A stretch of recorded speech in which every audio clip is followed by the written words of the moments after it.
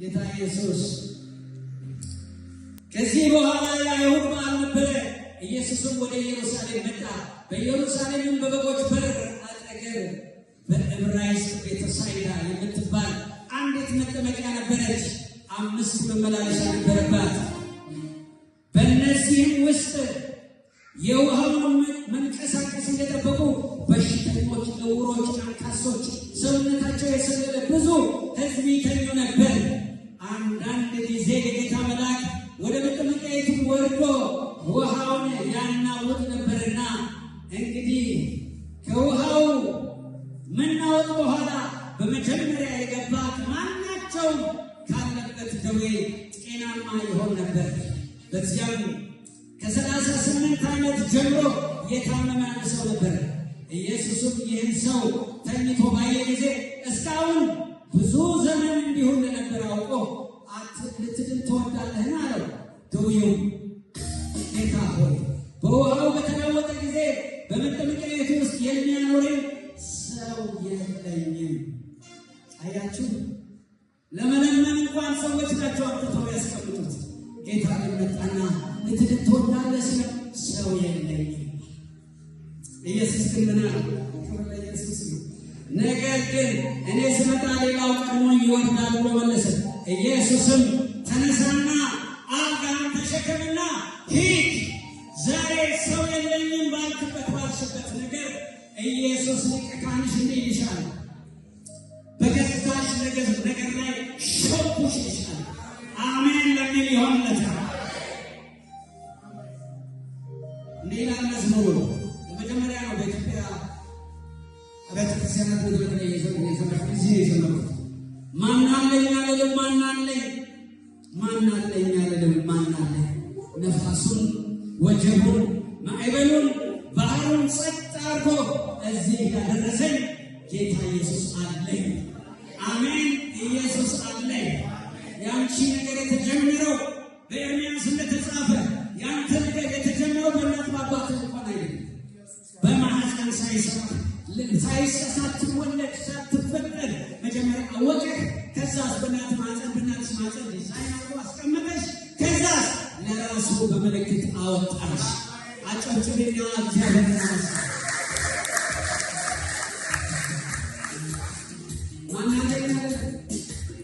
በዘላለም ኪዳን በደሙ የዋጀኝ ልጁ ያደረገኝ እንደ ቸርነቱ ከፍርድ ያስመለጠኝ ወደ እርሱ ያስጠጋኝ ወዶ የማይጠላ ወልዶ የማይገድል ጌታ ኢየሱስ አለኝ። አሜን። ጌታ ኢየሱስ አለኝ። አሜን። ዘምረዋለሁ።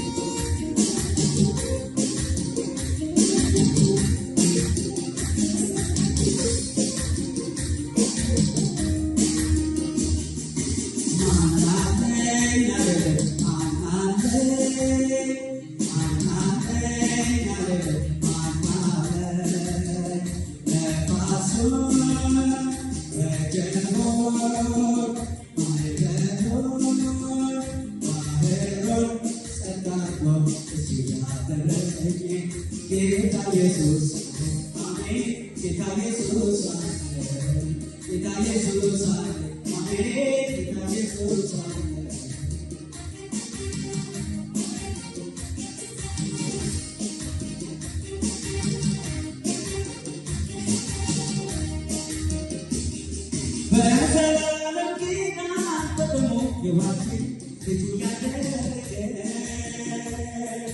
እንደ ቸርነቱ ከፍርድ ያስመለጠኝ ወደ እርሱ ያስጠጋኝ ወዶ የማይጠላ ወልዶ የማይገድል እግዚአብሔር አለ። እሰይ እግዚአብሔር አለ። ቅዱስ እግዚአብሔር አለ። አሜን። እግዚአብሔር አለ። እስቲ እግዚአብሔር አለ። አሜን። እግዚአብሔር አለ።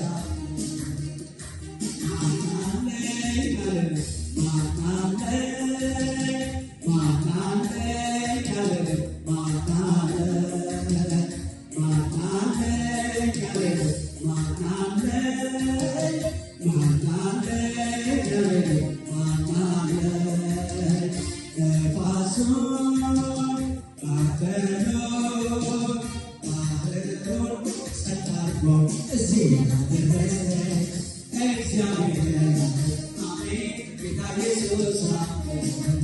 እግዚአብሔር አሜን ጌታ ኢየሱስ ሃሌሉያ አንደኝ ስላንቺ ባለኝ ታየ ለተቀን ስላንተ የሚማልድ ኢየሱስ አለ ሰይጣን ማማለ ኢየሱስ አለ ይበልስ ኢየሱስ አለ ይበልስ አሜን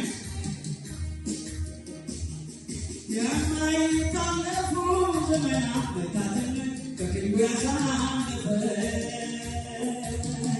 በደሙ ምልክት ከጨለማው ጥፋት ሕይወት ያሳደረ ለነገር ተስፋዬ የምጓደድበት እግዚአብሔር አለ አሜን እግዚአብሔር አለ እሰይ እግዚአብሔር አለ እስቲ ያቀረቀም እግዚአብሔር አለ አሜን እግዚአብሔር አለ አሜን እግዚአብሔር አለ አሜን እግዚአብሔር አለ አሜን እግዚአብሔር አለ